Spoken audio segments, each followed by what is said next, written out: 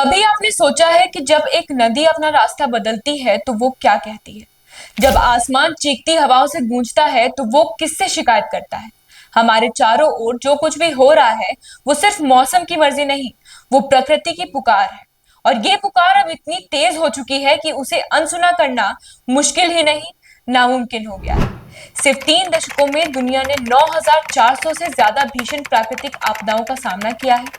7,65,000 से ज्यादा लोग इन घटनाओं की भेंट चढ़ चुके हैं और नुकसान लगभग 4,2 ट्रिलियन डॉलर। लेकिन ये आंकड़े सिर्फ डेटा नहीं, ये उन चेहरों की कहानी है जो एक झोंके में अपना सब कुछ खो बैठे। वो किसान जिसकी जमीन बंजर हो गई, वो बच्चा जिसकी किताबें पानी में बह गई, और वो माँ जिसने अपने घर की छत को खो दिया।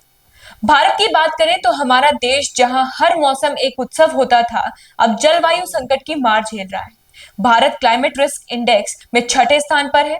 पिछले 3 सालों में हमने 400 से ज्यादा चरम मौसम की घटनाएं देखी, 80,000 से ज्यादा जानें चली गईं और 180 बिलियन डॉलर्स से अधिक का नुकसान हुआ। 26 मई को चक्रवात रेलम आया, बंगाल और बांग्लादेश में कहर बरपा गया। तेज हवाएं, उखड़े पेड़, टूटी छतें और डूबी हुई जिंदगियां। दक्षिण एशिया में तूफान यागी ने 800 से ज्यादा लोगों की जान ले ली।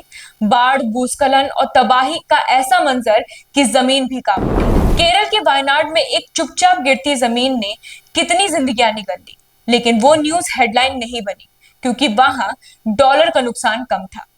कांचा गाची बावली जंगल, जहां हर पेड़, हर पत्ता एक कहानी कहता है, आज ये विकास के नाम पे कटने को तैयार किया जा रहा है। छात्र सड़कों पर है, कोर्ट में बहस जारी है और सरकार कहती है ये जरूरी है। जरा सोचिए, विकास कैसा जो विनाश की नींव पर खड़ा हो। हम जितनी तेजी से आगे बढ़ने की कोशिश कर रहे हैं, प्रकृति उतनी ही तेजी से चेतावनी दे रही है। लेकिन हम क्या कर रहे हैं? हम आंकड़े पढ़ रहे हैं, रिपोर्ट देख रहे हैं, प्रोटेस्ट भी कर रहे हैं, लेकिन क्या हम वाकई समझ रहे हैं?